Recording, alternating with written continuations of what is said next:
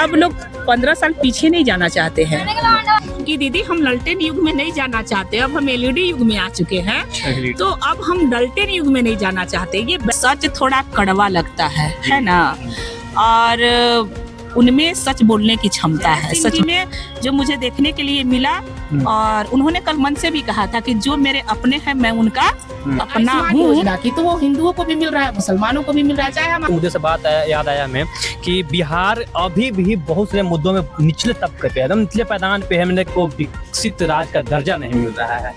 मिलेगा।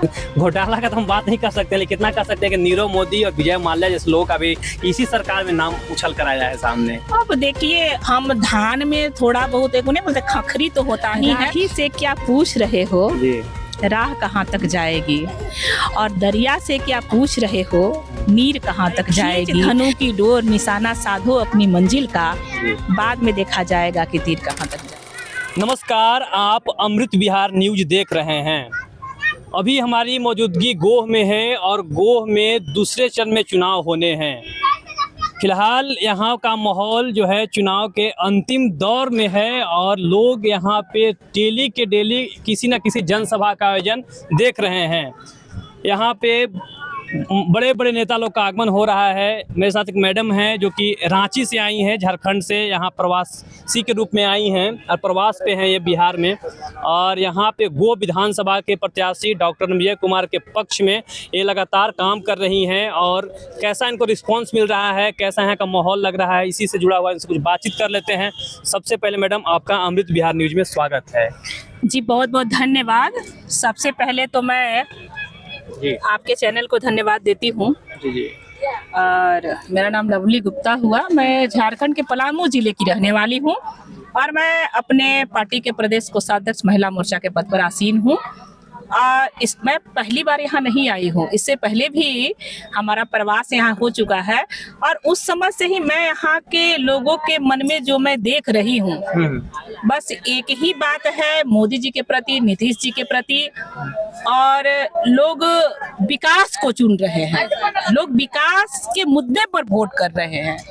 और हम आपको आश्वस्त करना चाहते हैं चैनल के माध्यम से कि हम बहुमत में नहीं बल्कि हम भारी बहुमत से विधानसभा को जीत रहे हैं, क्योंकि अब पहले वाली स्थिति नहीं रह गई है। अब लोग की मानसिकता बदली है, अब लोग 15 साल पीछे नहीं जाना चाहते हैं, अब लोग विकास के मुद्दे पर वोट करना चाहते हैं। और खास करके नीतीश जी के नेतृत्व में और हमारे देश के यशस्वी प्रधानमंत्री मोदी जी के नेतृत्व में जिस तरह से बहनों का विकास हो रहा है, अभी आप देख सकते हैं कि जीविका बहनों के माध्यम से, जीविका दीदी हो या कोई भी घरेलू महिला हो, उनको रोजगार के लिए 10-10 हजार रुपया डायरेक्ट डीबीटी के माध्यम से उनके खाते में गई है। क्योंकि मोदी जी का जो विजन है, जो रीजन है कि बहनें अपने पैर पर खड़ी हों, अपने पैर पर सशक्त हों, और वो अपना जिम्मेवारी खुद अपने से उठाएं, इसके लिए मोदी जी एक बेस खड़ा कर रहे हैं। तो बिहार की बहनें जो हैं, और खास करके बेटियां, मैंने कई यहाँ पर जो फर्स्ट टाइम वोटर जो बहनें हैं उनसे भी मैंने मिलने का काम किया है। सबने कहा कि हम विकास को चुनेंगे, हम मोदी जी के विकास से प्रभावित हैं, और ये हम लोग लड़ाई जो है ये जात पात पर हम लोग नहीं लड़ रहे हैं, ये हम धर्म संप्रदाय की राजनीति पर नहीं कर रहे हैं, ये हम तुष्टीकरण की बात नहीं करते हैं, हम विकास के मुद्दे पर लड़ाई लड़ रहे हैं। और हमारा लड़ाई किसी प्रत्याशी से नहीं है, हमारी लड़ाई है जो पहले से जो दुर्दशा जो बिहार की हुई है, इसकी दशा और दिशा कैसे बदले। और आप देख सकते हैं कि लगातार, क्योंकि नीतीश जी के जो राज्य है उसको हम लोग सुशासन बाबू, सुशासन के दृष्टिकोण से हम लोग देख रहे हैं, और लगातार बिहार की दिशा दशा बदल रही है, बिहार सशक्त हो रहा है, बिहार मजबूत हो रहा है, बिहार आगे बढ़ रहा है। मैम, पहले बिहार और झारखंड एक ही में था 2000 के पहले, और उस समय बिहार के मुख्यमंत्री लालू प्रसाद यादव जी थे। दशा दुर्दशा के बाद पे याद आ गया, कैसा था उस समय का माहौल, क्या कहिएगा उस माहौल के बारे में? देखिए, ये बातें किसी से छुपी हुई नहीं है, और यहाँ के लोग बोलने से भी अब नहीं घबराते हैं। लोगों ने साफ तौर से कहा, जब हम जाते हैं बहनों से बातचीत करते हैं तो लोग मुझे समझाने लगते हैं कि दीदी हम ललटेन युग में नहीं जाना चाहते, अब हम एलईडी युग में आ चुके हैं, तो अब हम ललटेन युग में नहीं जाना चाहते। ये बहनें यहाँ के हमको समझाती है तो आप खुद समझ सकते हैं। और यहाँ के जो प्रत्याशी हैं डॉक्टर मिया बाबू, उनसे मिली हैं आप, कैसा उनसे मतलब क्या लगा, उनके बारे में क्या कहेंगे? देखिए, उनका जो बेबाकीपन है जी। वो मुझे प्रभावित करी है। अच्छा। क्योंकि मैं समझती हूँ वो वही बोलते हैं, जैसे हम लोग कहते हैं ना कि मोदी जी जो कहते हैं वो करते हैं, ये भाव मुझे उनमें दिखा है। वो जो कहते हैं वो करते हैं, और यहाँ के लोग भी उनके बारे में जानते हैं। चाहे वो जनता के बीच से उनका जुड़ाव हो, चाहे जनता के बीच में समय देने की बात हो, चाहे जनता के प्रति उनका लगाव हो, या किसी भी मुद्दे को जितने संवेदनशीलता के साथ वो सुनते हैं और समाधान करते हैं, ये मैंने यहाँ के लोगों से ही सुनने का प्रयास किया है और सुना भी है। क्योंकि मैं एक बार मिली हूँ तो मैं बहुत नहीं जानती हूँ, लेकिन लोगों के द्वारा जो मुझे जानने को मिला, तो उनका जो एक स्पष्टवादिता जो उनके शब्दों में मुझे जो झलका, वो मुझे प्रभावित करी है। बड़ी बात बोल रही है मैडम। जिस बात के लिए रणवीर बदनाम है गोह में, आपको प्रभावित कर रहा है। गोह के लोग उनको इसलिए बदनाम किए हुए हैं कि किसी चीज को मुंह पे बोल देते हैं, और आप उस चीज से प्रभावित हैं, ये बड़ी बात है। कि सच थोड़ा कड़वा लगता है ना, और उनमें सच बोलने की क्षमता है, सच बोलने की ताकत है। तो मैं समझती हूँ कि पब्लिक दो तरह के मतदाता होते हैं। कुछ लोग वादों से खुश हो जाते हैं, और कुछ लोग वादों के धरातल पर उतरने के बाद खुश होते हैं। तो मैं समझती हूँ कि एक लोकतंत्र है और लोगों की अपनी अपनी पसंद हो सकती है, लेकिन नेता वही बेहतर होता है जो कहता है और जो करता है, धरातल पर उतारता है। तो निश्चित रूप से रणविजय सिंह जी में जो मुझे देखने के लिए मिला, और उन्होंने कल मन से भी कहा था कि जो मेरे अपने हैं मैं उनका अपना हूँ।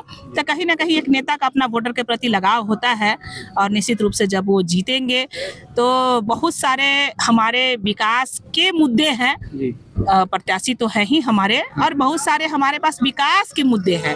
और हम कोई जात पात की राजनीति नहीं करते, हम धर्म संप्रदाय की राजनीति नहीं करते हैं। आप खुद मीडिया कर्मी हैं, आपने इस चीज को महसूस किया होगा।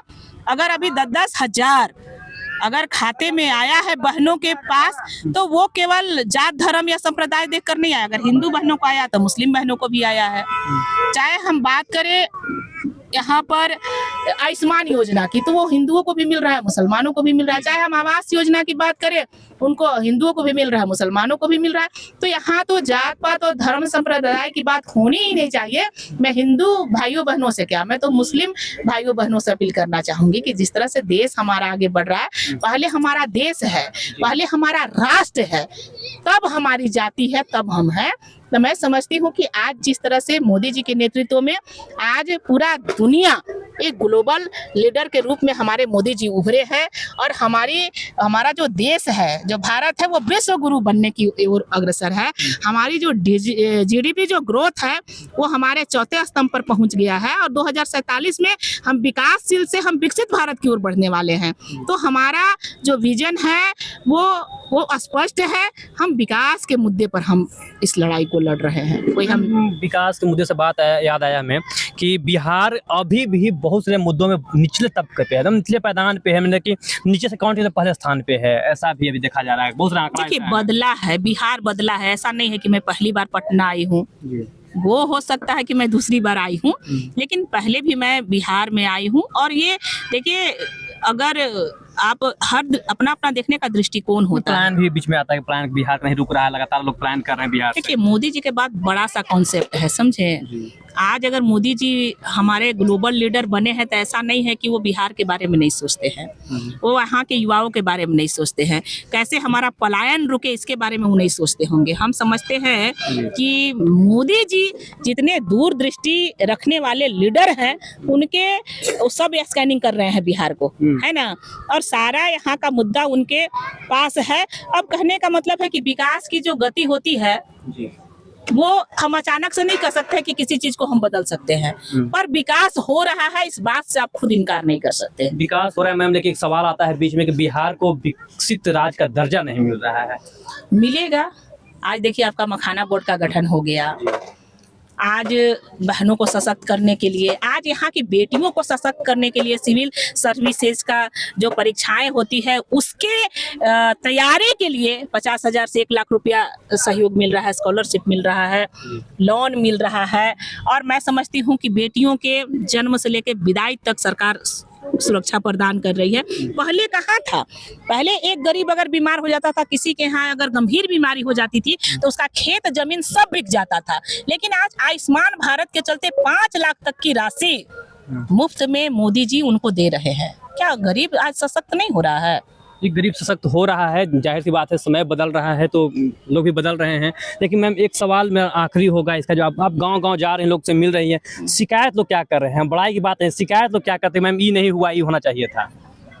देखिए, शिकायत तो मुझे वैसा कहीं पे आज तक मिला नहीं। जो मैं देख रही हूँ कि लगातार, और मेरे प्रति भी, मैं तो यहाँ की प्रवासी हूँ, लेकिन मैं जहाँ जिस गांव में जा रही हूँ इतना मुझे प्रेम, इतना स्नेह मुझे मिल रहा है। अभी मैं एक सरेया गांव है जी, वहाँ मैंने अपनी एक बहन के यहाँ मैंने चाय भी पिया, मैंने लोगों से संवाद भी किया।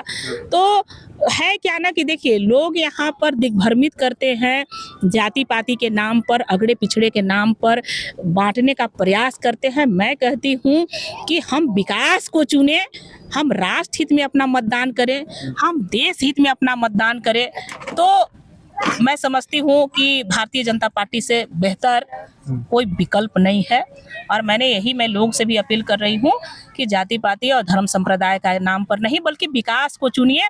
समय अब बदल गया है, अब पहले वाली बात नहीं रह गई है, और विकास को ही चुनना चाहिए। और विकास के गति में जिस तरह से मोदी जी और नीतीश जी का सहयोग है, योगदान है, जिस तरह से डबल इंजन की सरकार मजबूत होकर चल रही है। देखिए, एक 70 साल से हम लोग गुलामी झेले हैं, मैं कांग्रेस के राज को गुलामी ही कहूंगी, और उनके दंश को आज 2014 के बाद मोदी जी के नेतृत्व में, मोदी जी के नाम पर कोई करप्शन नहीं है, कोई घोटाला नहीं है, कोई आप उन पर एक दाग नहीं लगा सकते हैं, बेदाग छवि के नेता हैं। उनके नेतृत्व में देश हमारा आगे बढ़ रहा है, और निश्चित रूप से जो ये विकास की जो प्रक्रिया है, ये इसकी गति तेज हुई है। तो मैं मानती हूँ कि जितना बेहतर एनडीए के नेतृत्व में विकास हो रहा है बिहार का, और आगे भी होगा, और लोग इस बात को समझ रहे हैं, और इसीलिए लोग गोलबंद भी हुए हैं। और हम बता रहे हैं आपको कि हम भारी बहुमत से इस विधानसभा को जीतने वाले हैं। जी मैम, ठीक है। लेकिन घोटाला का तो हम बात नहीं कर सकते, लेकिन कितना कर सकते हैं कि नीरव मोदी और विजय माल्या जैसे लोग अभी इसी सरकार में नाम उछल कर आया है सामने। अब देखिए, हम धान में थोड़ा बहुत एक उन्हें बोलते खखरी तो होता ही है, उस पर हम विशेष नहीं कहना चाहेंगे। हम अपने नेगेटिविटी को नहीं देखेंगे, हम अपने पॉजिटिविटी को देखेंगे। हर इंसान में कोई, मेरे में भी कुछ अगर सकारात्मक चीजें हैं तो कुछ जरूर नकारात्मक चीजें होंगी। अब ये देखना है कि हमारे पक्ष में नकारात्मक जो पक्ष है वो भारी है कि जो हमारा सकारात्मक पक्ष है वो भारी है। तो ये चिंता करना, आप मीडिया कर्मी हैं, आप भी आकलन करिए। और मैं समस्त जो हमारे 2 विधानसभा के ही नहीं बल्कि मैं पूरे बिहार वासी से मैं कहना चाहूँगी कि आकलन करना, तुलना करना आपका काम है। और मैं तो कहूँगी कि मोदी जी जैसे ग्लोबल लीडर अगर आप उनको छोड़ के जाते हैं, देखिए थोड़ा सा हमारा लोकसभा में सीटें कम आई तो कहीं ना कहीं हमें दर्द हुआ, महसूस हमने किया।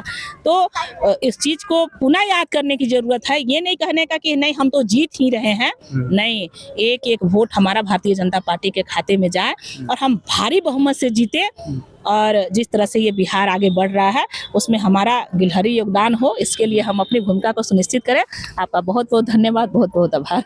तो ये थी मैम लवली गुप्ता जी, हमसे अपना कीमती वक्त निकाल के हमसे बात की। इनका भी शुक्रिया मैम, आपने कीमती वक्त निकाल के हमसे बात की। लेकिन हम चाहेंगे आखिरी में वो शायरी सुना दीजिए जो आप कल मंच पे बोली थी, वो सुना दीजिए, बाद हम समाप्त करते हैं।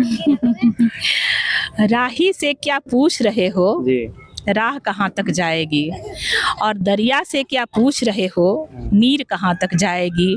अरे खींच धनु की डोर, निशाना साधो अपनी मंजिल का, बाद में देखा जाएगा कि तीर कहाँ तक जाएगा।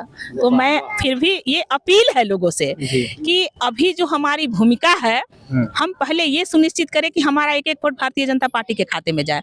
वो बाद में देखा जाएगा कि क्या होगा नहीं होगा, वो बात का विषय है। पहले हम अपनी भूमिका इस लोकतंत्र के महापर्व में सुनिश्चित करें, यही मेरा लोगों से अपील है।